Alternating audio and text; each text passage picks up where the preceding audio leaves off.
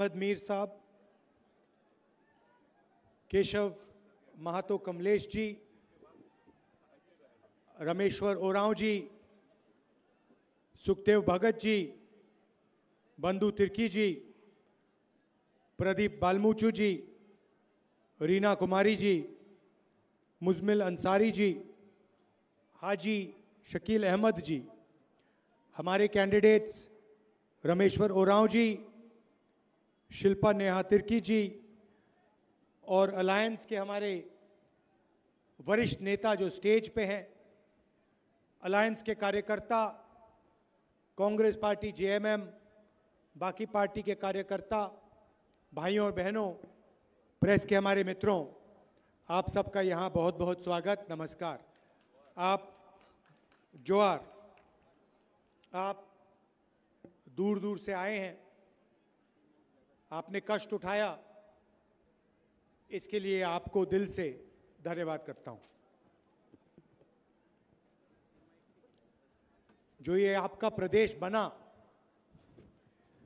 ये जल, जंगल और जमीन की लड़ाई से बना। आपने कहा, और खास तौर से प्रदेश के आदिवासियों ने, गरीब लोगों ने कहा कि हमारा जल, हमारा जंगल, हमारी जमीन का फायदा हमें मिलना चाहिए। इसीलिए ये प्रदेश बना। और यही चीज बिरसा मुंडा जी ने कही। वो भी जल, जंगल और जमीन के लिए लड़े थे। वो अंग्रेजों से लड़े थे, मगर लड़े जल, जंगल और जमीन के लिए। अब दो विचारधाराओं की लड़ाई है। एक तरफ कांग्रेस पार्टी, इंडिया गठबंधन, जो इस संविधान की रक्षा कर रहा है।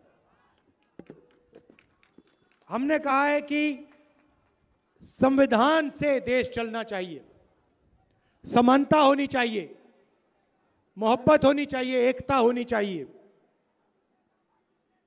बीजेपी कहती है, आरएसएस कहती है कि संविधान को परे करो, खत्म करो।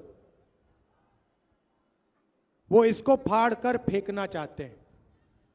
हम इसकी रक्षा कर रहे हैं। ये लड़ाई। अब संविधान में आपको आदिवासी नाम दिया गया है। संविधान में आपका नाम वनवासी नहीं है। हम आपको आदिवासी कहते हैं, वो आपको वनवासी कहते हैं। मामूली शब्द नहीं है।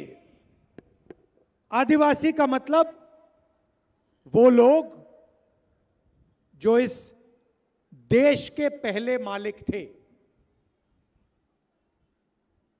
सबसे पहले इस देश के मालिक आदिवासी थे। और इस शब्द का मतलब कि अगर आप ओरिजिनल मालिक थे तो जल, जंगल, जमीन भी आपका था, और जल, जंगल, जमीन का अधिकार का फायदा आपको मिलना चाहिए। अब बीजेपी ने नया शब्द निकाला, मोदी जी ने, आरएसएस ने, वो आपको वनवासी कहते हैं। वनवासी शब्द में कोई अधिकार नहीं, ना जमीन का, ना जल का, ना जंगल का, कोई अधिकार नहीं है। वनवासी शब्द का मतलब सिर्फ यह है कि भाई आप जंगल में रहते हो, आप जंगल में रहते हो, आपको बीजेपी वनवासी कहती है। और वनवासी का मतलब आपको ना जल, ना जंगल, ना जमीन का अधिकार मिलना चाहिए। वनवासी का मतलब आपके बच्चों को शिक्षा नहीं मिलनी चाहिए।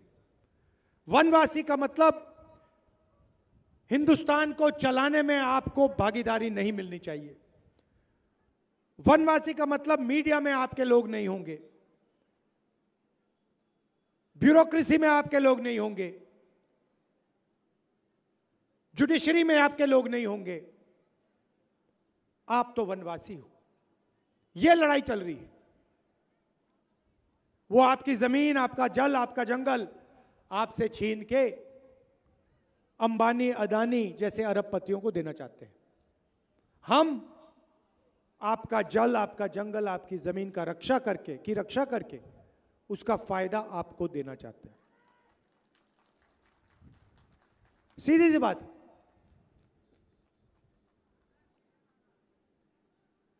मैं आपको उदाहरण देता हूं जिससे आप बात समझ जाएंगे।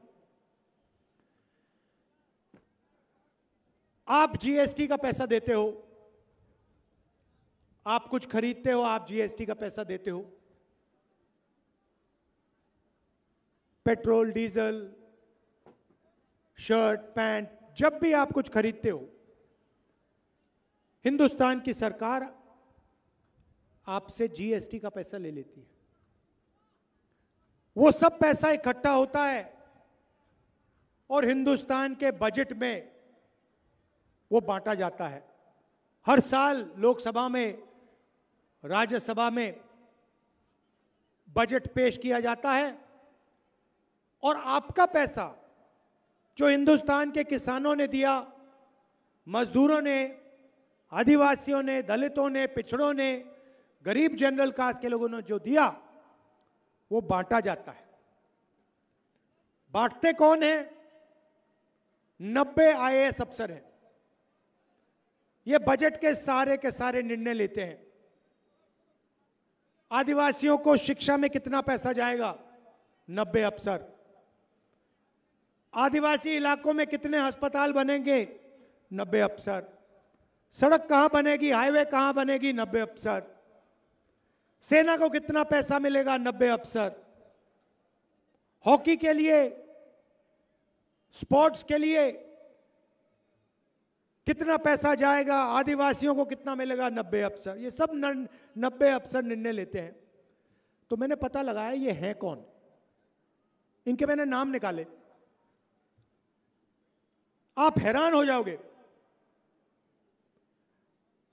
आदिवासियों की आबादी हिंदुस्तान में 8% है, दलितों की 15%, पिछड़ों की 50%, माइनॉरिटी की 15%, सब जोड़ो तो 90% हो जाते हैं। 90 अफसरों में से एक आदिवासी अफसर है। आपकी आबादी 8%, 90 में से आप एक हो और उसको पीछे बैठा रखा है, पीछे कोने में बैठा रखा है। और जब हिंदुस्तान का बजट बढ़ता है, जब निर्णय लिए जाते हैं, तो अगर हिंदुस्तान की सरकार 100 रुपए खर्च करती है तो आदिवासी अफसर 10 पैसे का निर्णय लेते हैं। आपकी आबादी 100 में से 8, आपकी भागीदारी 100 रुपए में से 10 पैसे। यही हालत दलितों की है। दलितों की आबादी 15%, 90 अफसरों में से 3 उनके, वो भी छोटे छोटे डिपार्टमेंट में। और अगर हिंदुस्तान की सरकार 100 रुपए खर्च करती है, बजट में 100 रुपए बांटती है, तो दलित अफसर 1 रुपये का निर्णय लेते हैं। और यही हालत पिछड़ों की, यही हालत माइनॉरिटी की। पिछड़ों की आबादी 50%। 24 घंटे नरेंद्र मोदी पिछड़ों की बात करते हैं। 90 में से 3 आपके, और 100 रुपए में से 5 रुपए का निर्णय पिछड़े अफसर करते हैं। सब जोड़ लो, आदिवासी, दलित, पिछड़ों को जोड़ लो। 100 रुपए में से 6 रुपए 10 पैसे का निर्णय आप लोग लेते हो। यह सच्चाई है हिंदुस्तान की। आपको मीडिया दिखाई देती है, टीवी पे आप देखते हो, अलग अलग एंकर दिखते हैं, बड़े बड़े एंकर अपने विचार रखते हैं टीवी पे, मीडिया में। उन एंकर में आपने कभी आदिवासी देखा? कभी देखा? कभी पिछड़े वर्ग का कोई देखा? कभी दलित देखा? ना, नहीं मिल सकता आपको। इनके मालिकों की लिस्ट निकालो, एक पिछड़ा नहीं मिलेगा, एक दलित नहीं मिलेगा, एक आदिवासी नहीं मिलेगा। मीडिया, कॉर्पोरेट इंडिया, जुडिशरी, आपको 90% के लोग कहीं नहीं मिलेंगे। जहां भी पावर है, जहां भी धन है, वहां आपको ना आदिवासी, ना दलित, ना पिछड़ा वर्ग का दिखेगा। यह हिंदुस्तान की सच्चाई है। और मैंने पार्लियामेंट हाउस में बोला मोदी जी के सामने, मोदी जी क्यों नहीं देश की सच्चाई, पिछड़ों की, आदिवासियों की, दलितों की, माइनॉरिटी की सच्चाई हम देश के सामने रखते हैं। मोदी जी जाति जनगणना क्यों नहीं करें? एक शब्द नहीं बोले, चुप। क्योंकि जिस दिन जाति जनगणना हो जाएगा, उस दिन देश के पिछड़े वर्ग को, दलित को, आदिवासी को अपनी भागीदारी के बारे में सब कुछ पता लग जाएगा। भाई और बहनों, आप कहीं के नहीं हो, आप कहीं के नहीं हो। ना आप हिंदुस्तान की मीडिया में, ना आप हिंदुस्तान की बड़ी कंपनियों के मालिक, ना आप जुडिशरी में। प्राइवेट अस्पतालों की लिस्ट निकालो, आपका एक भी नहीं है। प्राइवेट कॉलेजेस, यूनिवर्सिटी की लिस्ट निकालो, आपका एक आदमी नहीं है। 90% हो आप। और जब राहुल गांधी ने यह बात रखी पार्लियामेंट हाउस में, तो प्रधानमंत्री और बीजेपी के नेता कहते हैं राहुल गांधी देश को बांट रहा है। मैं देश की सच्चाई देश के सामने रखने की कोशिश कर रहा हूं। मैं देश को बताने की कोशिश कर रहा हूं। 90% लोगों को बता रहा हूं कि कहा जाता है कि यह देश आपका है, मगर इस देश की भागीदारी में आपके लिए कोई जगह नहीं है। इस देश का पैसा आपके हाथ में नहीं है। इस देश की संस्थाएं आपके हाथों में नहीं है। यह मैं कह रहा हूं। और जब भी मैं ये कहता हूं, बीजेपी के नेता कहते हैं राहुल गांधी बांट रहा है। मैं बांट नहीं रहा हूं, मैं देश को मजबूत करने की कोशिश कर रहा हूं। मैं देश को इकट्ठा करने की कोशिश कर रहा हूं। अगर आपको भागीदारी देना, आपको हिंदुस्तान के स्ट्रक्चर में जगह देना, अगर यह गलत है तो ठीक है, फिर मैं गलत काम कर रहा हूं। मगर मैं यह काम करता जाऊंगा, करता जाऊंगा, करता जाऊंगा। तो ये विचारधारा की लड़ाई है। बीजेपी एक जात को दूसरी जात से, एक धर्म को दूसरे धर्म से, एक प्रदेश को दूसरे प्रदेश से बांटने का काम करते हैं। हरियाणा में जाट वर्सेस नॉन जाट, मणिपुर को जला दिया। हिंदू को मुसलमान से लड़ाएंगे, सिखों को, हिंदुओं को, मुसलमानों को, क्रिश्चियंस को बांटने की कोशिश करेंगे। कन्याकुमारी से कश्मीर तक 4000 किलोमीटर में चला। यात्रा का नाम भारत जोड़ो यात्रा। किसानों की बात की, मजदूरों की बात की, आदिवासियों की, दलितों की, पिछड़ों की, कमजोर लोगों की, माइनॉरिटीज की, गरीब जनरल कास्ट के लोगों की, शिक्षा की, स्वास्थ्य की। और हमने नारा दिया, नफरत के बाजार में मोहब्बत की दुकान खोलेंगे। नरेंद्र मोदी जी ने 16 लाख करोड़ रुपया 20-25 अरबपतियों का कर्जा माफ किया है। मैं आपसे पूछता हूं, झारखंड के किसानों, झारखंड के मजदूरों, झारखंड के छोटे दुकानदारों, नरेंद्र मोदी ने 16 लाख करोड़ रुपए उनका माफ किया, आपका कितना किया? आपका कितना किया? कितने रुपए आपको कर्ज माफ करके दिया? आप में क्या कमी है जो उनका लाखों करोड़ रुपया कर्जा माफ होता है और आपका 1 रुपया ना माफ नहीं हो सकता? आपने क्या गलत काम किया? मैं आपको बताता हूं। आप आदिवासी हो, आप दलित हो, आप पिछड़े हो, आपका इस देश में बीजेपी कर्जा माफ नहीं कर सकती।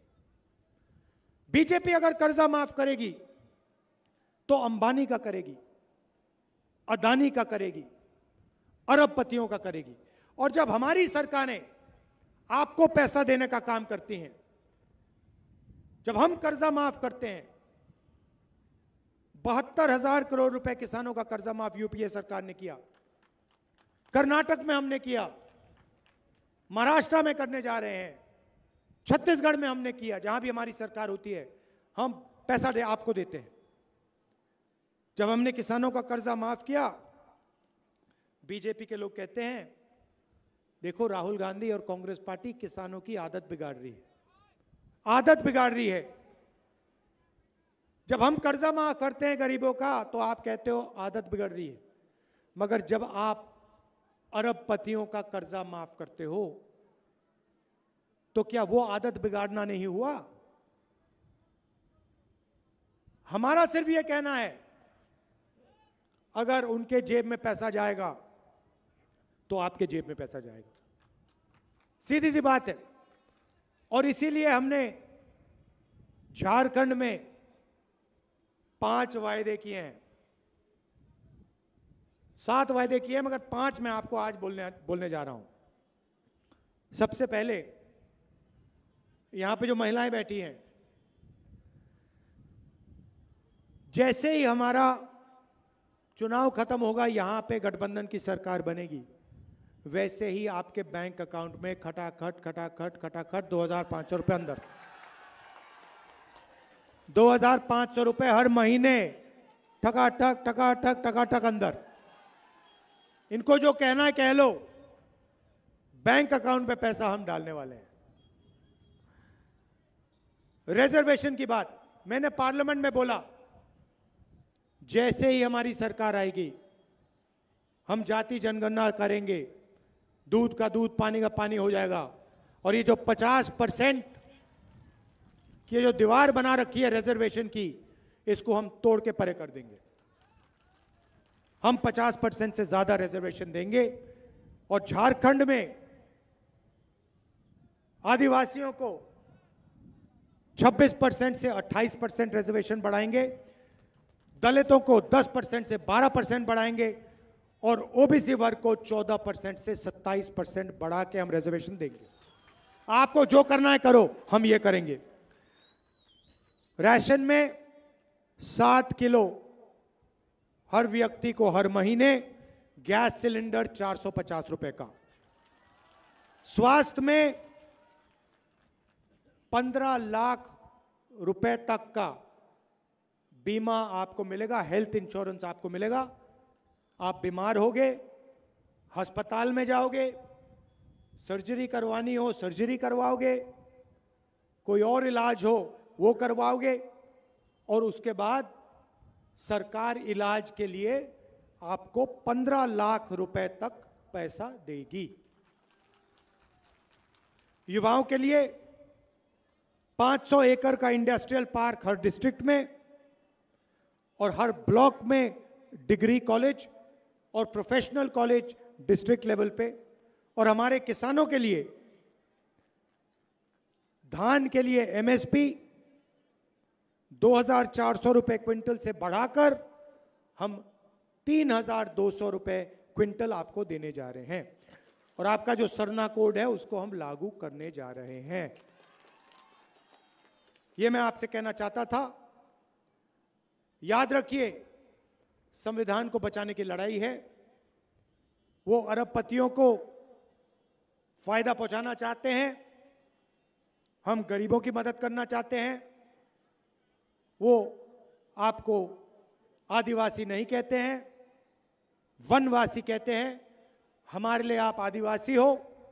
जल, जंगल, जमीन का अधिकार आपका है। जल, जमीन, जंगल का फायदा आपको मिलना चाहिए। धन्यवाद।